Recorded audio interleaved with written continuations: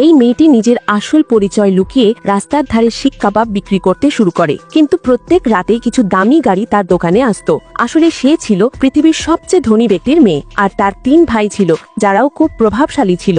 বড় ভাই এতটাই ধনী যে পুরো দেশ কিনে ফেলতে পারে, দ্বিতীয় ভাই রাজনীতির একজন বড় নেতা, আর তৃতীয় ভাই ছিল পৃথিবীর বিখ্যাত উকিল। কিন্তু মেয়েটির মাথায় ভালোবাসার ভূত চেপেছিল, তাই সে একজন গরিব ছেলেকে বিয়ে করে বসে এবং নিজের ধন সম্পদ ছেড়ে রাস্তার পাশে শিক কাবাবের দোকান দেয়। এদিকে বিয়ে 3 বছর পর তার ভাইরা অবশেষে তার খোঁজ পায়, আর তারা খুব জাঁকজমকের সাথে তাকে বাড়ি ফিরিয়ে নিয়ে যেতে তার দোকানের সামনে আসে। আর তার ভাইদের তার দোকানের সামনে দেখে মেয়েটি অবাক হয়ে যায় আর বলে, আরে তোমরা এখানে কিভাবে? ভাইয়েরা রেগেছিল আর তারা বলল, তুমি আমাদের লুকিয়ে একজন গরিবকে বিয়ে করেছো, এক্ষুনি বাড়ি চলো। কিন্তু মেয়েটি বলল, না, আমার এই সাধারণ জীবনই পছন্দ, নিজের স্বামীর সাথে পরিশ্রম করার মধ্যেই আমি আনন্দ পাই। তখনই দ্বিতীয় ভাই বলল, তোমার স্বামী একজন প্রতারক, বাইরে তার আরো অনেক স্ত্রী আছে। মেয়েটি বিশ্বাস করতে পারল না, তার মনে হলো ভাইয়েরা মিথ্যে বলছে যাতে সে বাড়ি ফিরে যায়। আর সেই সময় তার স্বামীর ফোন আসে। স্বামী বলে যে আমরা ডিভোর্স নিচ্ছি। এটা শুনে মেয়েটি পুরোপুরি ভেঙে পড়ে। স্বামী বলল, কাল কোম্পানিতে এসে পরিষ্কারভাবে কথা বলে নিও। মেয়েটির মনে হলো